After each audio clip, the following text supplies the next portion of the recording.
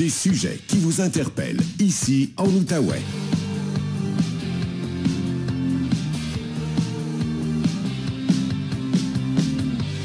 Voici Louis-Philippe Brûlé. 12h30 avant d'aller retrouver Patrick Filion, notre microbiologiste qu'on reçoit tous les lundis à l'émission. Benoît, on a un texto concernant la situation de l'Outaouais, justement. Oui, c'est pas signé. Vous pouvez d'ailleurs signer vos textos quand vous nous écrivez au 98985. On dit, pour les zones concernées, on ouvre les restaurants, les gyms pour tout le monde et on met un couvre-feu à 22h. La police moins tolérante, vu qu'à 22h, pour promener son chien, c'est un peu tard. Les restaurants méritent d'être ouverts avant les autres pour une bonne bouffe. Ça va faire changer notre esprit. On a tous hâte de voir, ça va être quoi la transition entre le couvre-feu et la suite des choses. On a tous hâte, évidemment, de retrouver un semblant de vie normale le plus vite possible. En bout de ligne, donc, Patrick Filion, il est professeur au Cégep de l'Outaouais. Il est microbiologiste également. Salut, Patrick. Salut, Philippe. Parce que ça va beaucoup mieux en Outaouais, là. 22 cas samedi, 23 hier, 23 encore aujourd'hui. On a descendu ça à 224 cas actifs. Question de gérer les attentes de nos auditeurs, Patrick. Ça te dit quoi, toi, pour la suite des choses? Bien, à la base, ce sont de très bonnes nouvelles, donc il faut s'en réjouir. Par contre, pour les attentes sorties du confinement, retour à la vie, il faudra attendre quand même encore un certain temps. Il faudra attendre que la vaccination ait pris un petit peu plus son envol, qu'il y ait plus de gens vaccinés, plus de gens donc protégés. Puis voir un petit peu ce qui se passe autour de nous aussi. Donc, Montréal, il y a quand même beaucoup de cas. On a de l'autre côté de la rivière aussi, où il y a des cas. Donc, ce sont des bonnes nouvelles. Il ne faut pas baisser la garde. Mais il faut quand même gérer nos attentes, là, à savoir quand on peut retrouver une vie, retourner au resto, au cinéma, ou que les enfants retrouvent leurs activités sportives, par exemple. Donc, tu n'es pas très confiant pour le court terme, Patrick. Là, je parle évidemment de la fameuse date du 9 février. Là. Non, moi, je pense que ça va être plus, disons, peut-être au début du printemps là, qu'on va, disons, donner un petit peu de lousse à la population, là. Même si on va bien dans notre coin, la région s'en sort somme toute bien, donc c'est positif. Moi, le premier, j'ai hâte d'aller prendre un verre avec mes chums, avec la famille, retourner au resto, mais il faut refaire cette transition-là de façon progressive, pas tout ouvrir en même temps, pour ne pas justement, dans le fond, qu'on perde tous les efforts qui ont été faits depuis pratiquement un an, puis de se retrouver encore une fois dans une zone plus critique où il y aurait beaucoup de cas, puis que les hôpitaux soient débordés. Mais Patrick, le début du printemps, ça nous semble loin, là. Oui. Est-ce qu'il y aura quand même, là, selon toi, là, de tes yeux de spécialiste, un certain assouplissement? Je ne sais pas, le couvre-feu un petit peu plus tard ou rouvrir quand même certains éléments de notre vie, le hockey pour les jeunes? Je ne peux pas croire qu'on va rester avec des mesures aussi sévères pour encore 2 à 3 mois.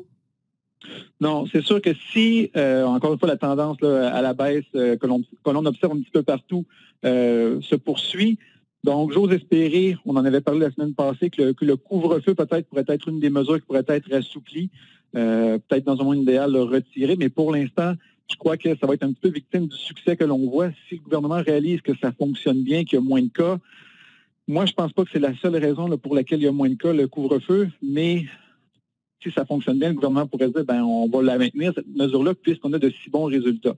Mais c'est une de celles, je crois, qui pourrait être levée, peut-être partiellement, sinon totalement.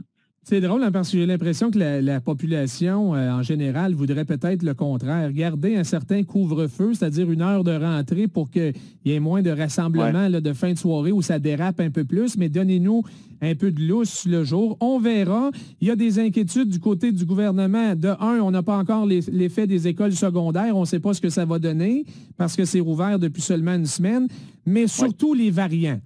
Là, il y a une étude britannique qui avance que le variant là-bas augmente de 30 % la mortalité de la COVID-19. Ça, c'est pas rassurant. C'est ça qu'on voulait éviter. Patrick, qu'est-ce que tu peux rajouter là-dessus? Oui. Donc, au début, on croyait qu'il était simplement plus facilement transmissible. Là, maintenant, on a vraiment des chiffres qui démontrent que non seulement il est plus facilement transmissible, mais il y aurait un taux de mortalité plus élevé. Donc, oui, c'est inquiétant. Donc, on ne veut pas que ce variant-là arrive ici.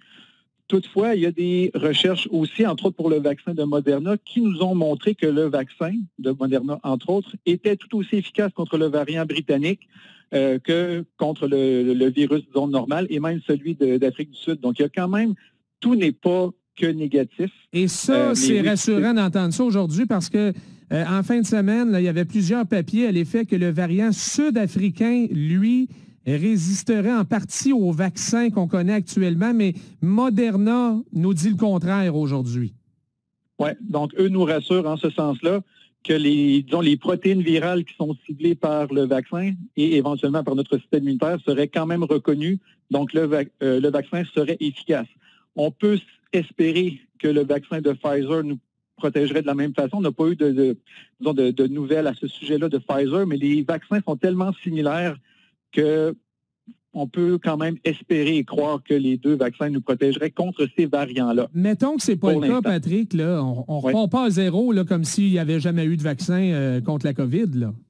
Non, ça, je peux peut-être essayer de rassurer les gens le plus possible. Là, avec la nouvelle technologie qu'on a mis au point, là, je dis on comme si je m'incluais là-dedans, mais que les scientifiques ont mis au point, en dedans de quelques semaines, okay, c'est quand même extraordinaire, là, en dedans de quelques semaines, si on a le génome du nouveau variant, donc on pourrait créer rapidement un vaccin qui pourrait s'ajuster à ces variants-là. C'est sûr que là, pour l'instant, le virus actuel, il circule encore, donc c'est quand même très, très bien de se faire vacciner contre celui-ci, mais si un variant plus dangereux, différent, arrivait, on pourrait se revirer de bord dans les compagnies, puis créer un vaccin en quelques semaines. Ça, c'est déjà le vaccin actuel qu'on l'a créé en moins d'un an, c'est exceptionnel. Là, se revirer de bord puis en avoir un nouveau en dedans de 6-8 semaines, oui. Écoutez, c'est encourageant. Il faut faire confiance en nos scientifiques. J'avoue que c'est impressionnant. Parlant des variants, Israël se reconfine, Patrick, et suspend tous les vols entrants et sortants jusqu'à nouvel ordre. On dit au moins une semaine, là. Et pourtant, c'est le pays qui est le plus avancé dans le monde dans sa campagne de vaccination. Ça démontre à quel point on dort au gaz ici au Canada. Patrick, permets-moi le commentaire. Oui, c'est un petit peu triste de le constater, effectivement, là, qu'un pays comme Israël, puis tant mieux pour eux, là, ont une campagne de vaccination qui fonctionne très bien. Ils ont accès au vaccin. Là, nous, on pourrait se dire, on n'a juste pas accès. On a les ressources et le personnel qui peuvent le faire. Mais malgré le fait qu'eux ont une couverture, disons, vaccinale plus importante que la nôtre, puis à un niveau là, totalement différent du nôtre, ils sont vraiment plus avancés. Eux sont rendus à 35 de la population à peu près, si j'ai bien vu, qui sont vaccinés. Ils sont rendus aux ados. Exact. Nous, on est loin de là. Donc, puis eux, quand même, se reconfinent. Donc, ils font attention. Il y a une méfiance quand même face aux variants. Donc, on veut s'assurer que la population donc répond bien et a le temps de répondre aux vaccins actuels. Et si on voit qu'effectivement, le vaccin nous protège contre les variants, peut-être qu'ils vont réouvrir leurs frontières. Mais pour l'instant, ils sont très, très prudents. Malgré la vaccination, on bloque l'entrée au pays d'arrivants de pays, disons, plus sensibles.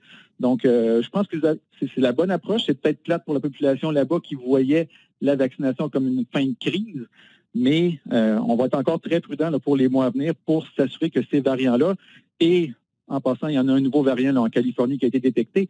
Donc, ces variants-là, il faut faire attention. Il va en avoir, puis il va peut-être en apparaître un même au Canada. Là, on n'est pas à l'abri de ça. Dès qu'il y a quelqu'un qui est infecté, les virus se multiplient et peuvent subir une mutation, donc ça peut entraîner un variant. Donc, ça va être important que les gens, quand la vaccination va être disponible, de le faire, parce que moins il y a de personnes infectées ou qui peuvent, dans le fond, produire des virus, moins il y a de chances que ces variants-là n'apparaissent. Bon. Ce qui est encourageant, puis c'est le fun de finir avec un petit peu d'espoir notre discussion, Patrick, là, la colchicine, docteur Tardif était sur nos ondes ce matin, ça donne visiblement des résultats intéressants. 44 moins de décès selon l'étude, 25 moins d'hospitalisation.